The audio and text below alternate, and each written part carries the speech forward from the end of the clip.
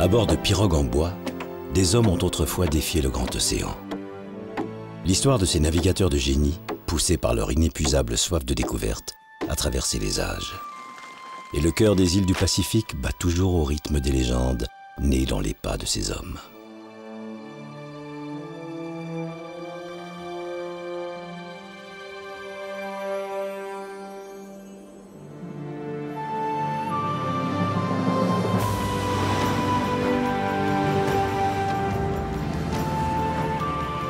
Mais qui étaient les premiers Polynésiens? D'où venaient-ils? Quel chemin ont-ils parcouru? Pour cette nouvelle aventure dans les îles du Pacifique, Francis Le Guesne et son équipe embarquent dans une véritable machine à remonter le temps.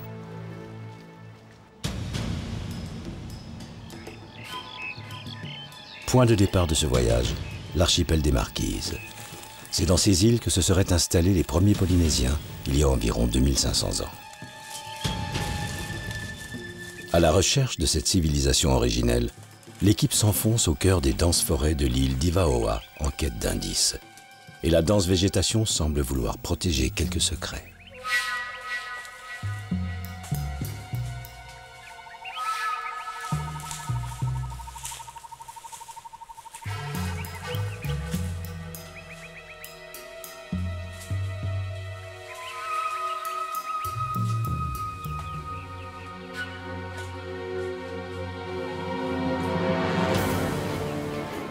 Soudain, au détour d'une clairière, l'équipe découvre enfin ce qu'elle est venue chercher. Le point de départ de l'ancienne culture polynésienne. Ces tikis sont les plus anciens du Pacifique. Ils confirment que c'est bien ici que tout a commencé. Dans l'art primitif océanien, ces statues de basalte occupent une place majeure. Elles symbolisent les ancêtres, les fondateurs de l'humanité.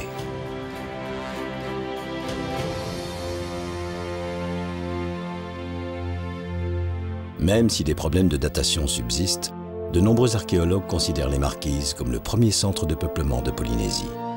Un point de départ pour la colonisation des autres îles du Pacifique. Plutôt qu'un obstacle, les premiers Polynésiens voyaient l'océan comme un chemin que peu d'hommes osaient alors emprunter.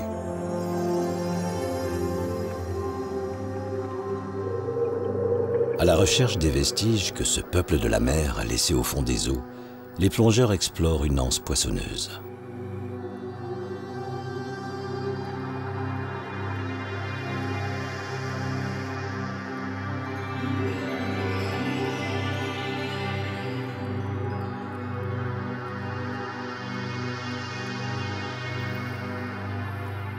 C'est ici, sur la côte sud de l'île d'Ivaoa, qu'un site a récemment été découvert à faible profondeur.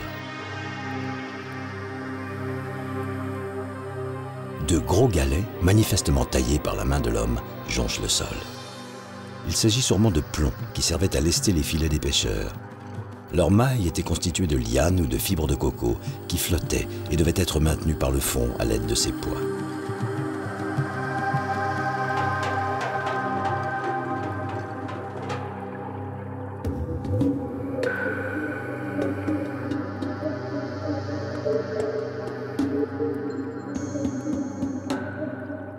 Je reste stupéfait par l'ingéniosité et la patience qu'il a fallu développer pour percer ces gorges et ces trous avec des outils en pierre. Combien de générations de pêcheurs se sont succédés ici, maudissant la houle à chaque fois qu'une de ces ancres restait bloquée. L'archéologie sous-marine aux Marquises ne fait que commencer et promet d'autres belles découvertes, comme celle que nous allons faire plus tard à Nuku'iva.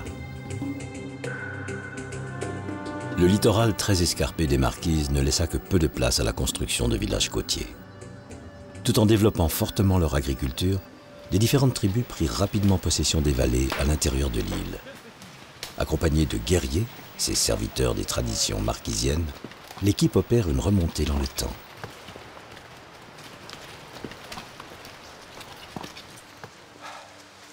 Tu t'arrêtes là, Tioka? Oui. Oui. Les chevaux vont pas plus loin, c'est ça? Oui, on ne peut pas continuer parce que la descente et la rivière aussi, c'est pas bon. C'est pas bon. Le relief très accidenté de l'île servait autrefois de frontière et de protection naturelle aux populations. Aujourd'hui, Il rend la progression de l'équipe très laborieuse.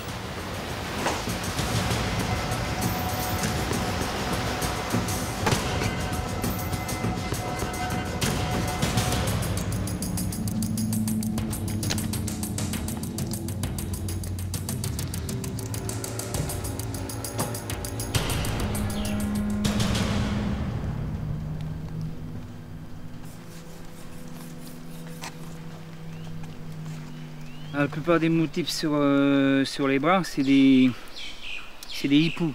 Ce sont des motifs qui appartenaient à nos ancêtres. Je me suis tatoué la moitié du visage.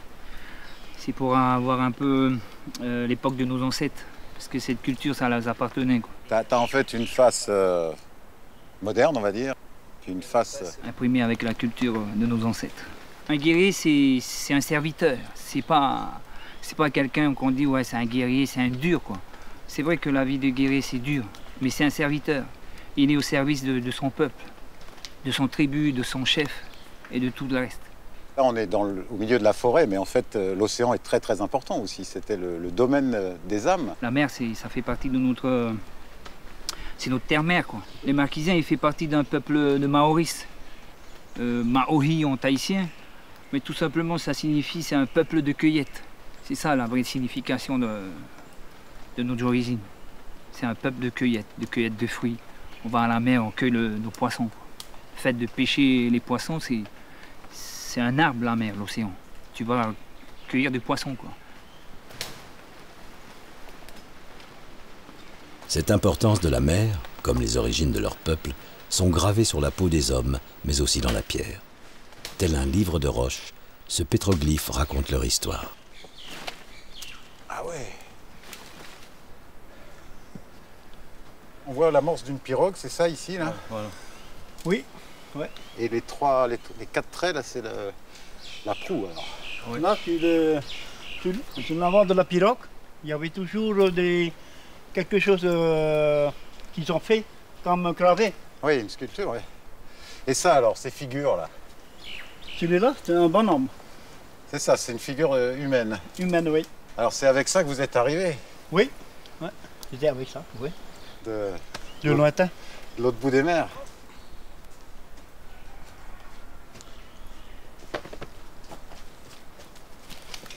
Ah, moyen, ouais. Il y a une. Oui. Ah, tiens, il y en a encore là. Ah oui. Ah ben regarde, on dirait un... C'est quoi, c'est un poisson? Un dauphin? Non, c'est un dauphin, oui. Il y en a beaucoup des dauphins ici? Ma connaissance à moi, il y a 2 espèces. Il y a un dauphin à Lambec et il y a un dauphin qui ressemble un peu à la baleine. Ça serait celui-là, regarde.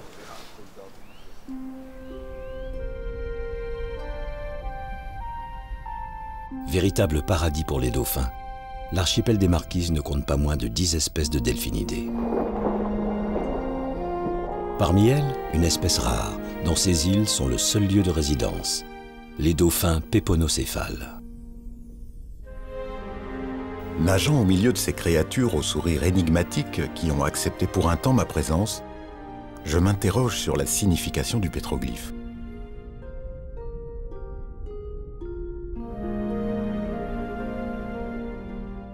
Ce dauphin aurait-il guidé les premiers navigateurs accédant au rang d'animal sacré?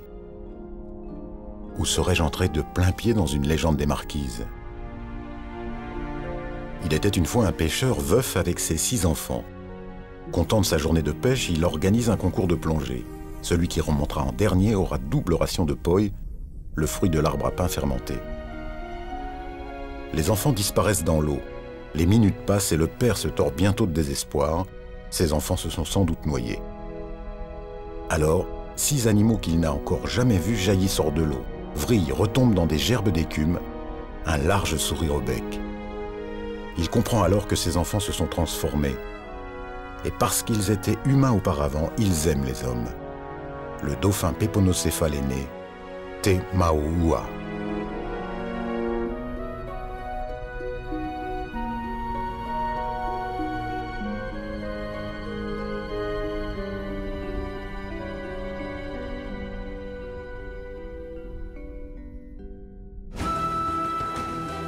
Ces dauphins ont peut-être guidé les navigateurs polynésiens, les menant d'île en île. Mais si la découverte et la colonisation des terres du Pacifique s'est effectuée par la mer, certaines légendes racontent que les hommes auraient également emprunté des passages souterrains. Pour essayer d'élucider ce mystère, l'équipe se rend sur l'île d'Uahuka pour une plongée périlleuse dans les entrailles de la Terre. Voilà. On va pouvoir servir.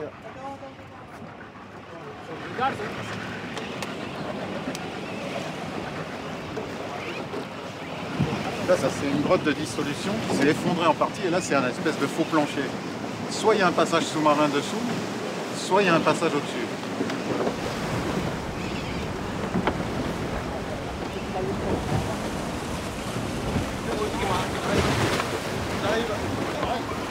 L'accostage est rendu difficile par l'incessant ressac.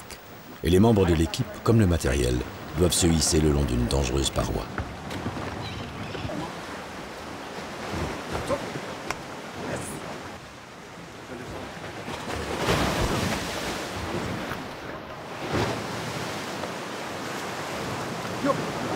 Attention, ça glisse énormément.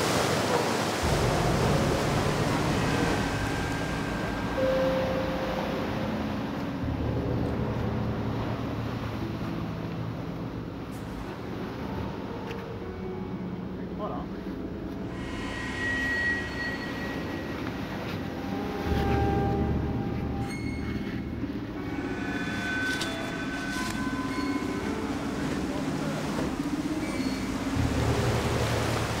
Mer intérieure.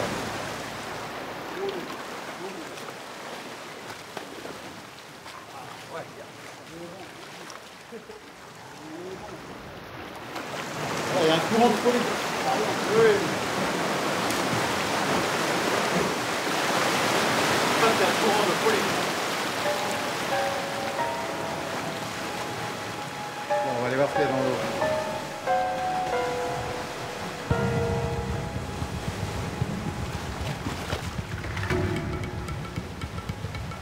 La plongée spéléo est l'une des disciplines d'exploration sous-marine les plus exigeantes et les plus délicates. L'eau qui s'engouffre dans la cavité génère de violents courants et complique la tâche des plongeurs qui doivent redoubler de prudence.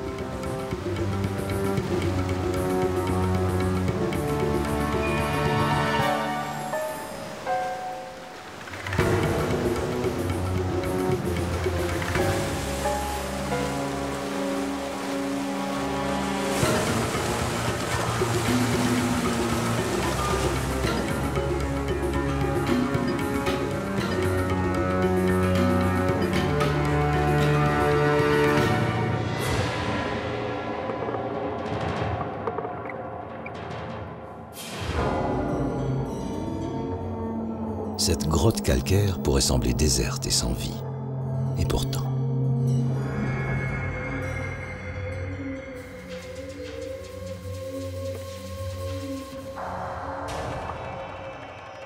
Des langoustes, des crabes et de curieuses écrevisses d'eau de mer aux yeux phosphorescents ont pris possession de l'obscurité.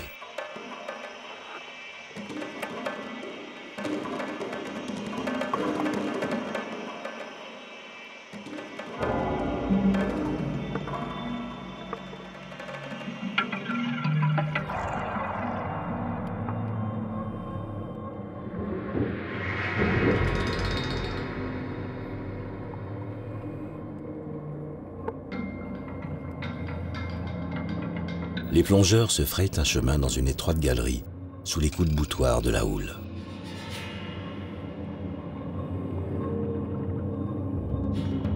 Un passage doit exister vers l'océan, mais sera-t-il assez large pour qu'un homme s'y faufile?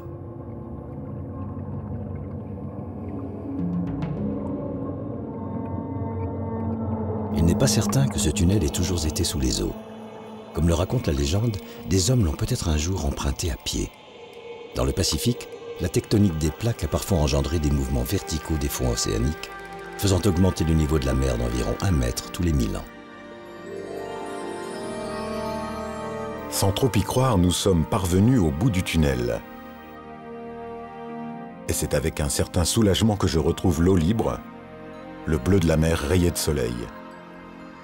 Nous avons traversé l'île de part en part. Francis se retrouve au cœur d'une incroyable faune aquatique où règnent en maître les impressionnantes raies manta.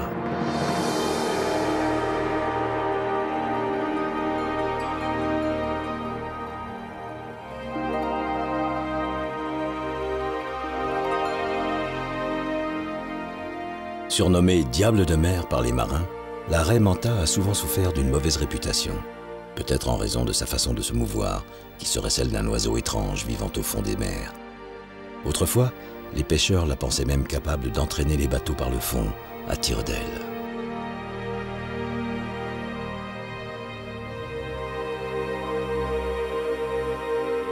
C'est peut-être ce qui a valu à la raie manta d'être longtemps chassée. Elle est aujourd'hui inscrite sur la liste des espèces en danger.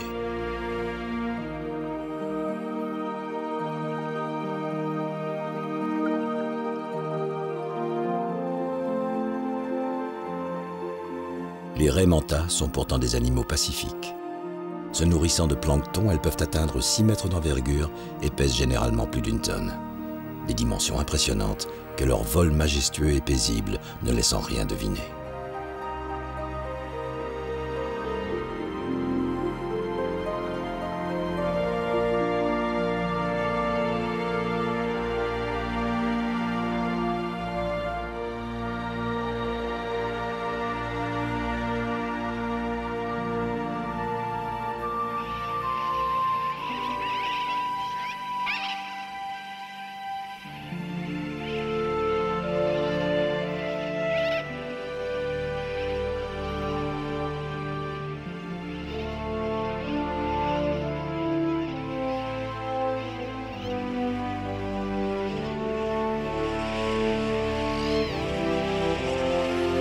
En surface, le calme et la torpeur des raies manta a laissé la place à l'agitation frénétique de milliers d'oiseaux, des sternes fuligineuses.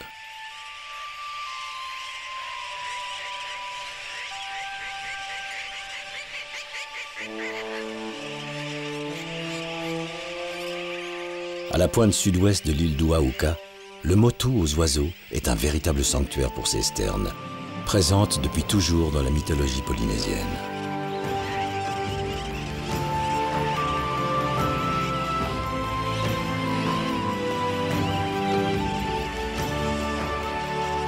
Leurs œufs font partie de la nourriture ancestrale des Marquisiens, qui se rendent sur cet îlot depuis des milliers d'années.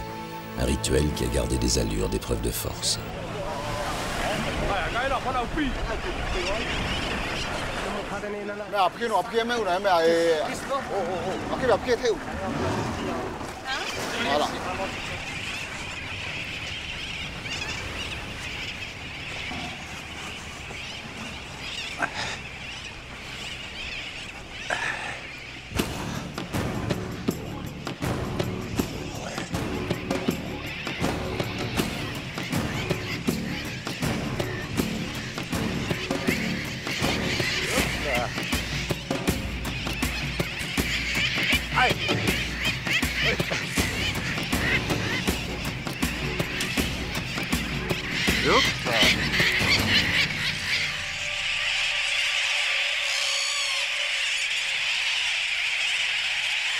Ça pique, hein?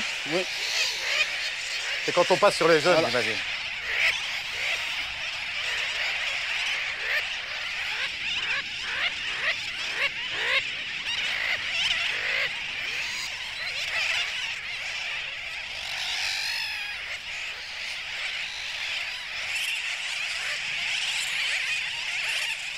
Alors tu viens régulièrement chercher des jeux ici? Oui. Ça s'est toujours fait, ça? Oui, oui, ça, depuis X temps. Hein. Les anciens, ils connaissaient déjà l'endroit? Voilà. Oh là, c'est... Il y a des oiseaux là-bas aussi, Léonard? Oui. Vous y allez là-bas aussi? Non, c'est interdit. Tapu, comme on dit. Tapu. Voilà. Pour les Marquisiens, les Polynésiens, tapu, c'est quoi? C'est l'interdit, mais c'est quoi d'autre? Oui, c'est ça, interdit. Les interdits et le culte de nombreuses divinités ont longtemps rythmé la vie des Polynésiens. Ces oiseaux ont conservé un caractère sacré et sont même à l'origine de légendes qui ont traversé les âges et l'océan.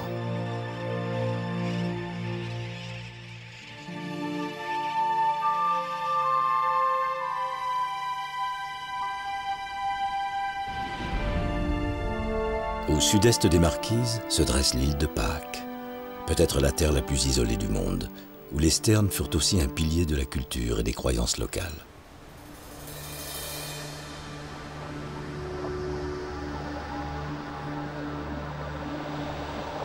Si l'île de Pâques est surtout connue pour ses moaïs, énigmatiques et monumentales statues de basalte qui célébraient les ancêtres, les oiseaux, eux, représentaient l'avenir.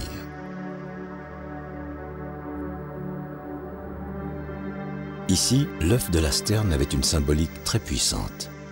Il était considéré comme l'incarnation de Makemake, le dieu qui créa le monde. Il représentait le renouveau de la vie.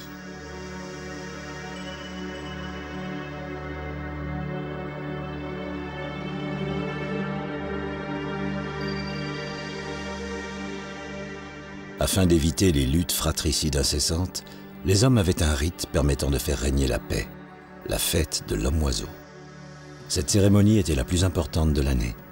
Chaque clan désignait son représentant pour aller chercher le premier œuf pondu sur l'îlot de Motunui. Celui qui y parvenait, au péril de sa vie, devenait l'homme-oiseau, chef de guerre élevé au rang de demi-dieu.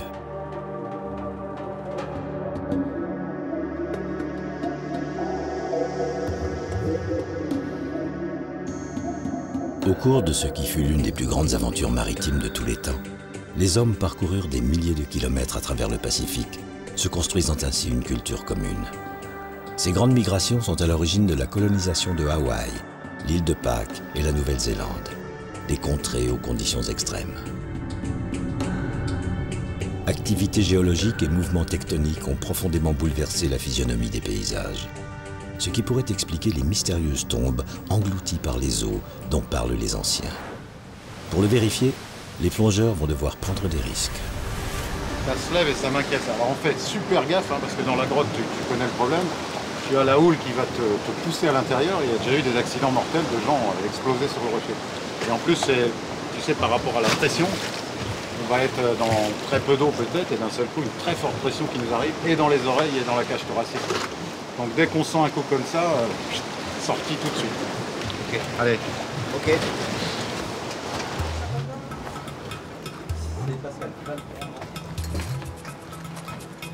En effet, la forte houle qui agite le bateau ne laisse rien présager de bon.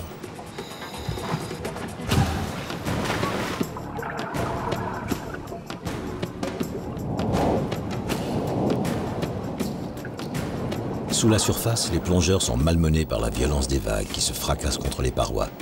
Il leur est presque impossible de lutter contre la force des courants.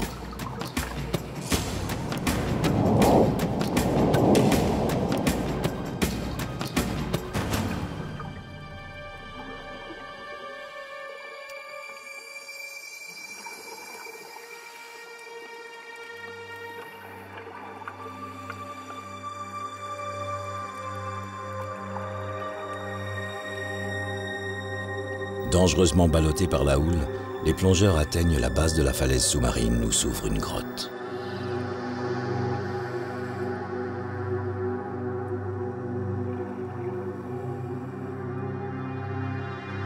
Dans le faisceau des lampes, de curieux amas de galets apparaissent. Francis pense qu'il pourrait bien s'agir des tombes englouties dont parlent les légendes.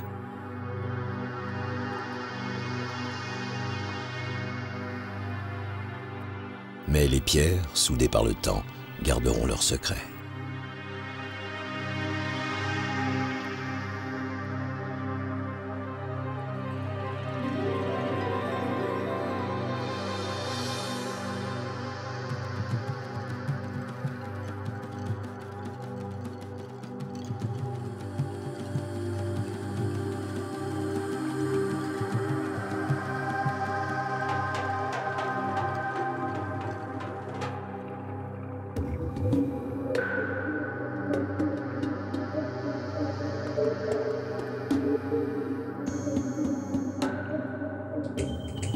Nous découvrons alors un autre signe d'occupation humaine, une cuvette circulaire qui semble avoir été creusée dans le basalte. Difficile de croire cette fois à une coïncidence. Quelle peut être la signification de ce site et de quand date-t-il? Cette découverte, si elle se confirmait, pourrait repousser loin dans le temps l'occupation humaine des Marquises.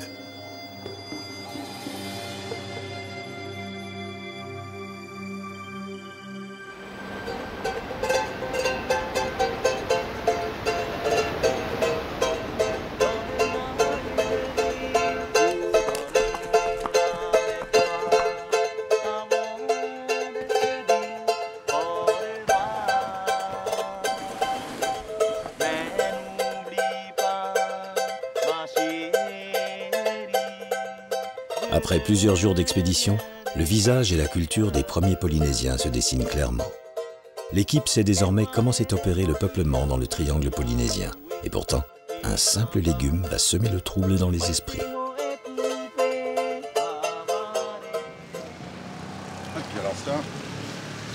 Ça, j'ai eu du mal à en trouver, alors qu'on en voit en fait dans toutes les îles. On appelle ça la patate douce ici. En Nouvelle-Zélande, Kumara. En fait, ce légume, on le trouve dans toutes les îles de Polynésie qu'on est en train de visiter. Le problème, c'est qu'elle n'est pas native d'ici, ni même d'Asie. Elle est native d'Amérique du Sud. Ça, on en est certain. Ce qui veut dire que soit les premiers Polynésiens ont atteint l'Amérique du Sud et sont venus avec ça, soit les habitants du Pérou de l'époque ont découvert la Polynésie. C'est génial, oui. Et c'est très bon, hein? Oui, je sais. Très bon. Pour nous, les Marquisiens, on vit de ça. La présence de patates douces pose de nombreuses interrogations. Elle pousse nos explorateurs à poursuivre leur aventure toujours plus loin. C'est quoi, c'est ça le bateau? Oui. Ah oui, en effet, c'est spartiate. On vient l'américaine. Américain, mon marquis, j'y crois pas.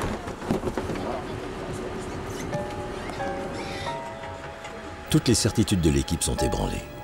Les îles de Polynésie n'auraient-elles pas été découvertes par les seuls Marquisiens? Des métissages se seraient-ils opérés?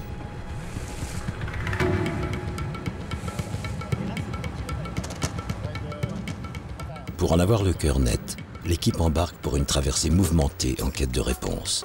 Direction Uapu.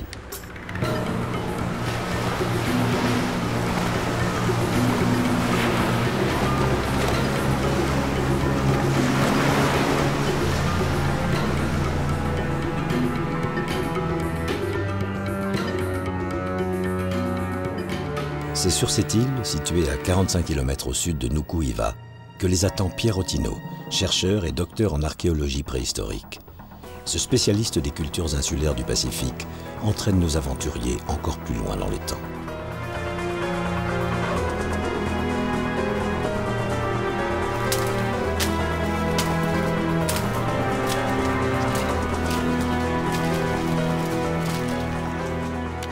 Ah, voilà, c'est ça, cette fameuse pierre.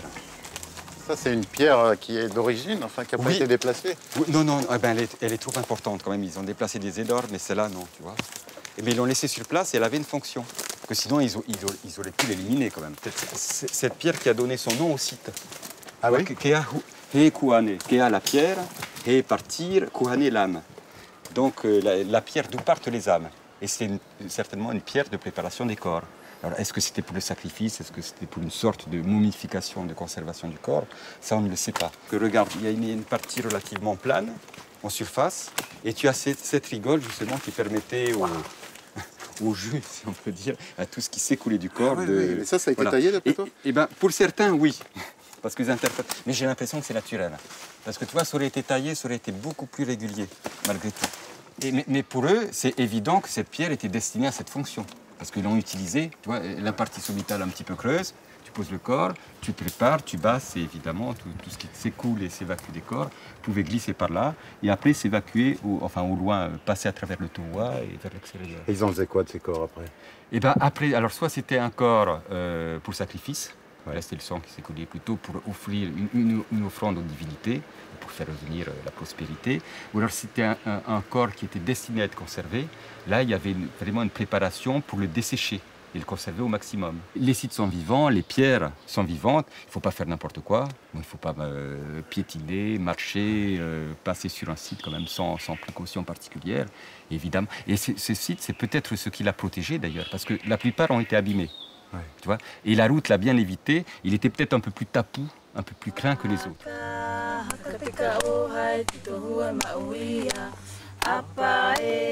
Avec l'arrivée des Européens et du christianisme dès le XVIe siècle, la culture ancestrale polynésienne, basée sur une tradition orale, faillit disparaître.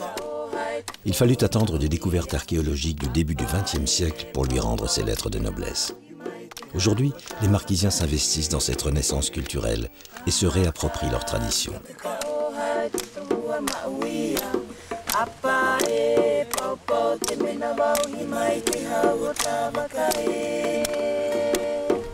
Qu'est-ce qui t'étonne le plus, toi qui as étudié vraiment ce peuple polynésien et marquisien? Quel est le plus étonnant, le plus déroutant? Pas le plus déroutant, mais le plus étonnant. Et déjà qu'il soit arrivé ici. Oui. C'est quand même, quand Premier tu vois les miracle. distances, c'est le premier miracle, si l'on peut dire, même si c'est certainement pas miraculeux, parce qu'ils étaient doués, parce qu'ils étaient observateurs, parce qu'ils avaient des tas de techniques. Et c'est un peuple vraiment qui voulait découvrir et qui voulait aller plus loin. Donc ça, c'est extraordinaire. Mais quand tu vois le globe, tout le peuplement, en général, des continents, ça s'est fait à pied. Où tu voyais l'île, tu pouvais y aller à la nage, flotter. Que là, franchement, il fallait des techniques de navigation très élaborées, étant donné les distances. Et ça, c'est exceptionnel. Ici, moi, j'aime... Voilà. Et tu as des sites partout sur les îles polynésiennes, mais ce n'est pas toujours aussi visible. On dirait un temple sud-américain, parfois. Alors, je sais bien que c'est très controversé, mais c'est... Oui, beaucoup ont fait comme ça des analogies avec certaines structures amérindiennes, quoi. Hein. Mais c'est évident qu'il y a eu des contacts certainement, mais plutôt côté Polynésie, Amérique, retour. C'est ça, ce seraient les Polynésiens qui auraient transité par l'île de Pâques et qui auraient un jour découvert le Pérou. Voilà. Ouais. Certainement, parce qu'ils sont toujours allés vers l'est, ils sont tombés sur l'île de Pâques, ils ont découvert l'île de Pâques qui est toute seule, qui ne fait pas partie d'un archipel qui est plus facile à découvrir, forcément, lorsque tu viens de l'ouest. Donc c'est impossible. Et toutes les îles du Pacifique, de la Polynésie, ont été touchées. Donc c'est pas un hasard, c'est pas une pirogue qui dérive. Non, ils cherchaient. Voilà, ils cherchaient, il y avait une volonté de découverte. Quoi. Donc ils ont sans doute rencontré des Amérindiens, des Péruviens, des pré-Incas. C'est fort possible. Oui. Ils ont ramené des choses de là-bas? La fameuse patate douce, et même le terme kumara en quechua, quoi, qui a été adopté. Et alors, si on veut remonter un peu plus loin dans le passé, ici on est aux Marquises, il faudrait aller vers il faut aller vers l'ouest, hein, ça c'est sûr.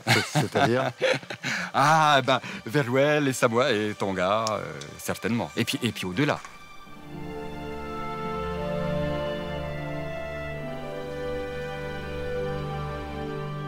Les premiers Polynésiens découvrirent l'archipel des Marquises environ 500 ans avant Jésus-Christ. Mais pour retrouver la trace de leurs ancêtres, partis du sud-est asiatique 3000 ans avant notre ère, il faut remonter encore plus loin dans le temps et traverser l'océan.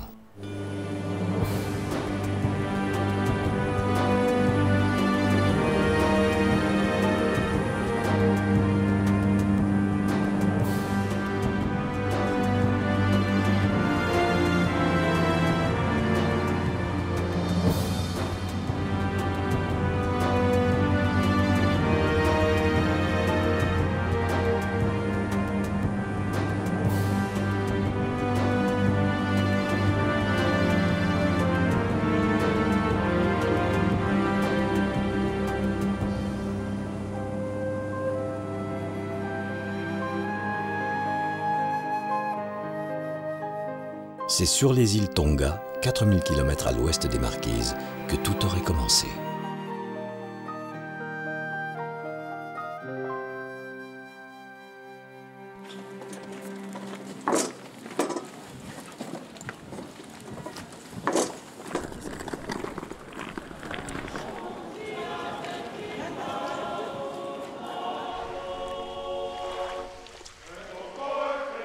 Contrairement à ce qui se produisit aux Marquises, l'arrivée des Européens au royaume des Tonga ne détruisit en rien la culture de l'archipel. De tous les peuples de Polynésie, ses habitants sont ceux qui réussirent le mieux à tirer parti de cette présence coloniale, tout en conservant jalousement leurs traditions.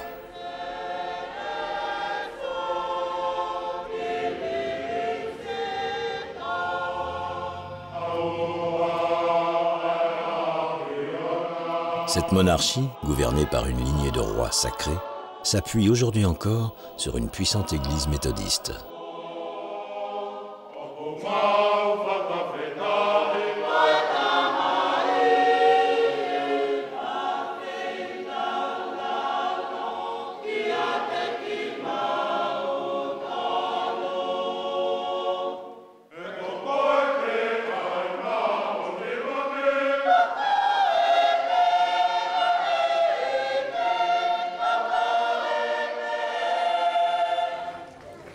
Probablement peuplé depuis 1200 ans avant Jésus-Christ, le royaume des Tonga serait donc le véritable point de départ de la culture et du peuplement de Polynésie.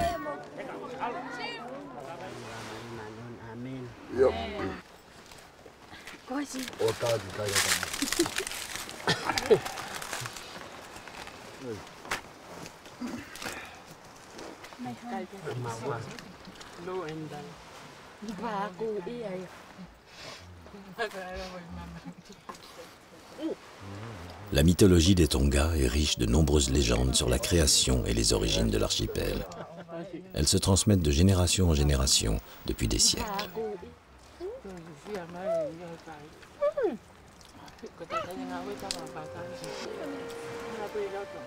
Certaines racontent que les dieux auraient fait émerger ces îles des profondeurs de l'océan à l'aide d'un hameçon composé d'écailles de tortue et d'os de baleine.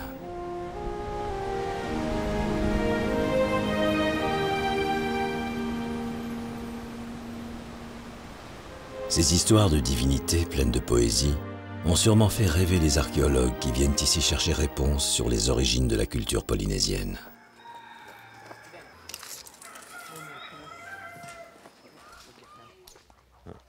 Sous le regard même de leurs descendants, les chercheurs tentent de faire revivre les premiers Polynésiens. Sur l'île de Tonga Tapu, les découvertes de Dave Burley, archéologue canadien spécialiste des Tonga, permettent de mieux comprendre qui étaient ces hommes.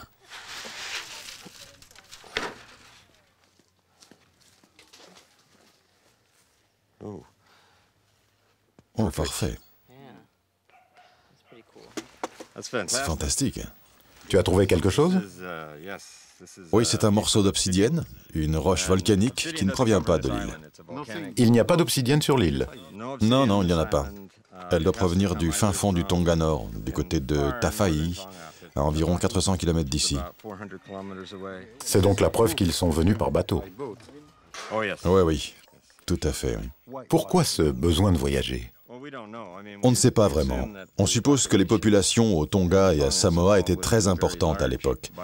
La surpopulation les aurait poussés à explorer le monde environnant, à la recherche de nouvelles terres. Une autre caractéristique de la société polynésienne est la concurrence effrénée qui régnait entre les chefs. Ainsi, ceux qui ne possédaient pas leur propre terre emmenaient leurs tribus vers de nouvelles îles, de nouveaux espaces. Ce morceau correspond à une partie d'un bracelet, comme celui-ci. C'est un fragment de bracelet. C'étaient des artistes. Ils étaient de véritables artistes. Ils s'appelaient comment? Les Lapita. Fait intéressant à propos des peuples appartenant à la culture Lapita, leurs poteries sont toutes conçues sur le même modèle et sont ornées de décorations caractéristiques. Les peuples Lapita sont les ancêtres des Polynésiens. Même ceux de l'île de Pâques. Oui, c'est ce qui apparaît finalement. Les Lapita sont venus de Tonga et de Samoa, et l'île de Pâques serait le point le plus à l'est qu'ils aient jamais atteint. Depuis leur arrivée, aucune trace archéologique indiquant un changement n'a été constatée. Les ancêtres de la population des Tonga sont donc les Lapita. La présence de vestiges de la culture Lapita confirme les origines communes des peuples d'Asie du Sud-Est et de Polynésie. Le peuplement se serait donc bien effectué d'ouest en est. Toutefois, un mystère demeure. Les hommes avaient jusque-là réussi à conquérir de nouveaux territoires, tantôt à pied, tantôt d'île en île. Mais en direction des Marquises, les côtes du royaume des Tonga font face à l'immensité de l'océan Pacifique. Aucune terre en vue. Et comme un défi supplémentaire, ces extraordinaires marins ont dû franchir les barrières de courant au-dessus de vertigineux abysses.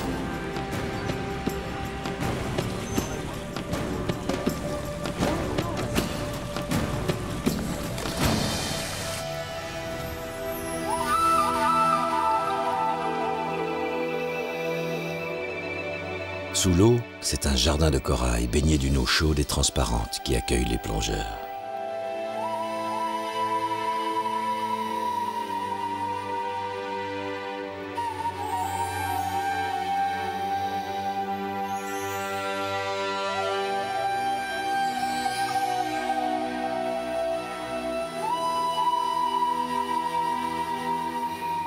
Poissons clowns et poissons ballons semblent jouer à cache-cache avec les créatures bigarrées du récif.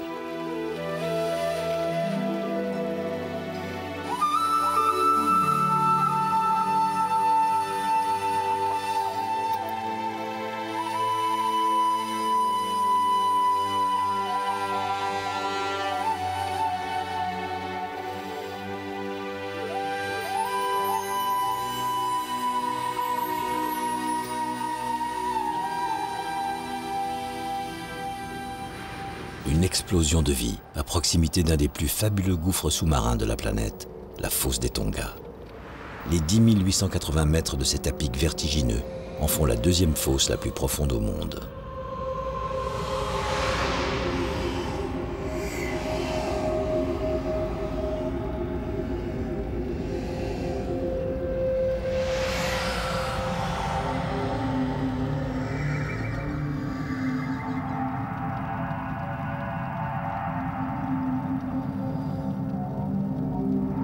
Plus la surface s'éloigne et la lumière diminue, plus l'atmosphère devient pesante.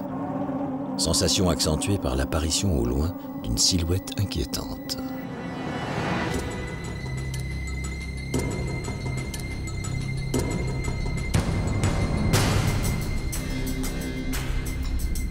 Le requin océanique fait partie des plus dangereux requins de la planète. Vorace et omnivore, c'est un opportuniste rapide et puissant qui peut atteindre 3,90 m de long. Réputé pour son agressivité et son caractère inquisiteur vis-à-vis des plongeurs, ce requin est sans aucun doute responsable de nombreuses disparitions de naufragés. Il ne s'approche que rarement des côtes et l'équipe sait la chance qu'elle a de pouvoir l'observer aujourd'hui. Mais elle en mesure aussi parfaitement les risques.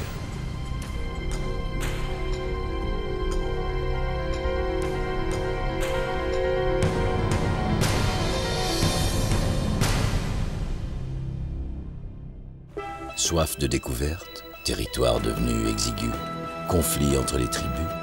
Quelles que soient les raisons qui poussèrent les hommes à prendre la mer, rien ne semble avoir pu les arrêter. Pas même le risque de se confronter à un tel animal.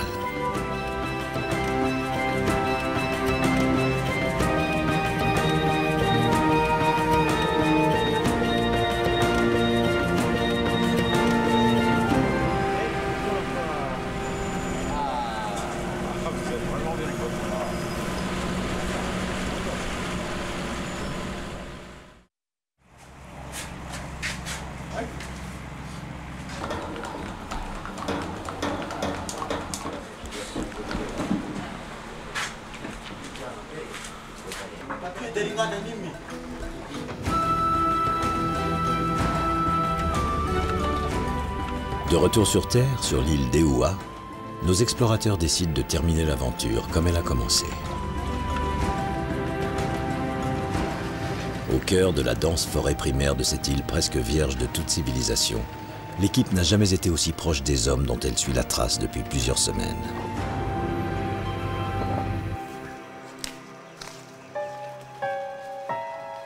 Dans cette nature intacte, les milliers d'années qui la séparent des premiers Polynésiens semblent s'être envolés.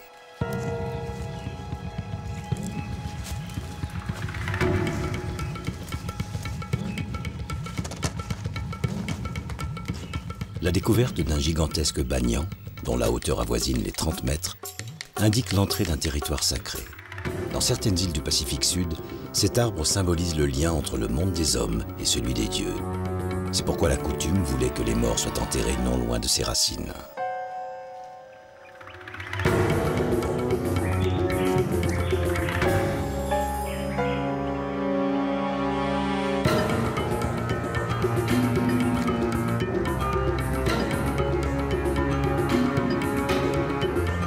Le lacis de racines aériennes s'étire tel un passage permettant de faire un saut dans le temps.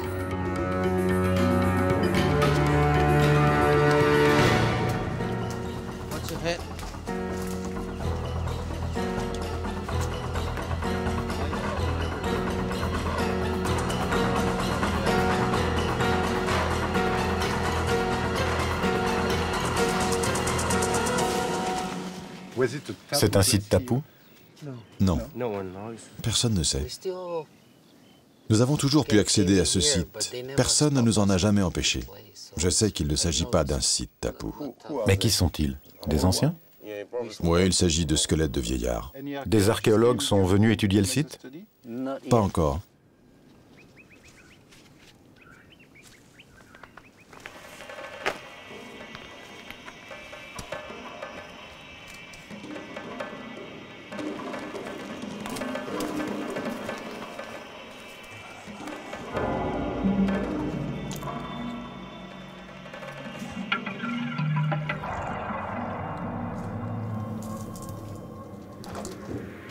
C'est curieux.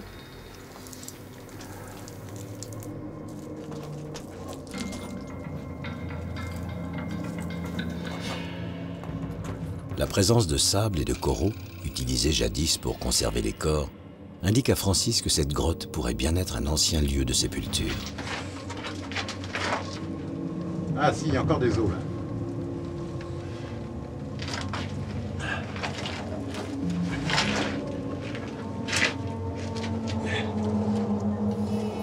C'est un tibia ou un fémur. Je touche pas, mais ça a l'air d'être en place. Hein. Là aussi. À mon avis, il est enseveli là, juste sous moi. Là.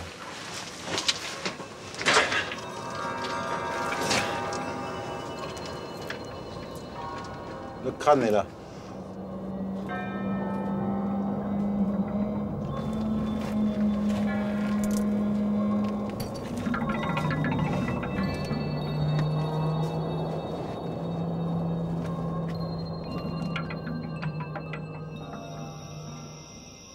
Laissant les morts reposer en paix, il est temps pour Francis de rejoindre le monde des vivants. Et comme un dernier hommage à ces hommes disparus, l'équipe va passer de l'autre côté du miroir en accomplissant un rituel millénaire.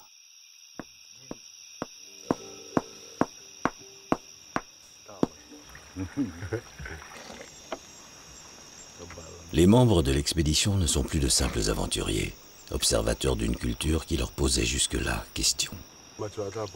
Partager le kava, cette boisson préparée à partir de la plante du même nom, revient à vivre pleinement cette transmission de traditions ancestrales toujours vivaces.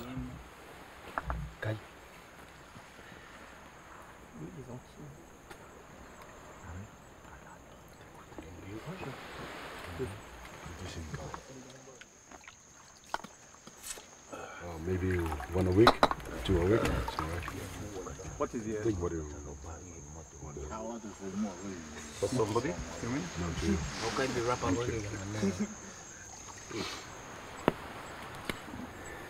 Agora bem, eu acho.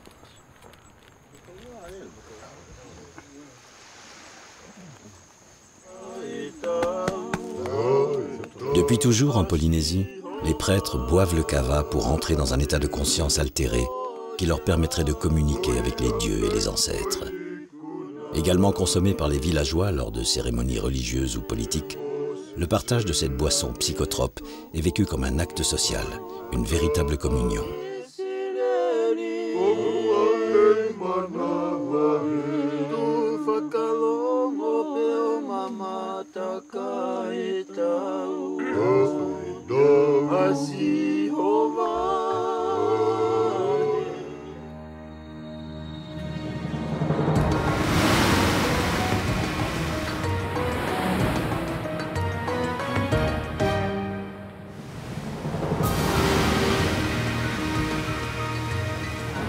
Au début de l'expédition, l'équipe pensait trouver aux Marquises les origines de l'identité polynésienne. Mais en explorant les îles du Pacifique, sur terre comme sous l'eau, elle a découvert une toute autre vérité. La colonisation du triangle polynésien s'est effectuée depuis les Tonga, environ 1200 ans avant Jésus-Christ, au cours de la plus grande aventure maritime de tous les temps.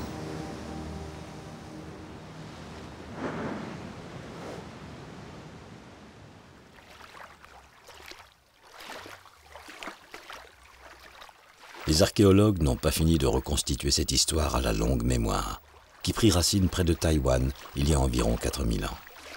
En attendant, les légendes continuent de faire rêver les hommes. Ils préfèrent imaginer leurs ancêtres découvrant les îles du Pacifique dans le sillage des baleines.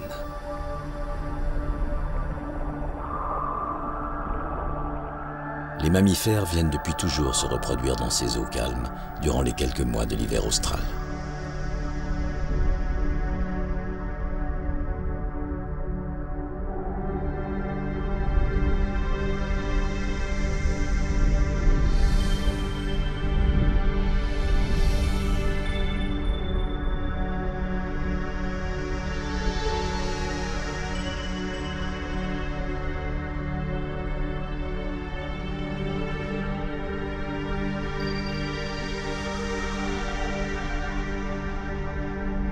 Reste à comprendre ce qui a bien pu pousser l'homme à traverser le grand océan. peut-être tout simplement ce qui nous anime encore aujourd'hui. Le même esprit d'aventure, le goût de l'exploration, une certaine idée de l'ailleurs peut-être.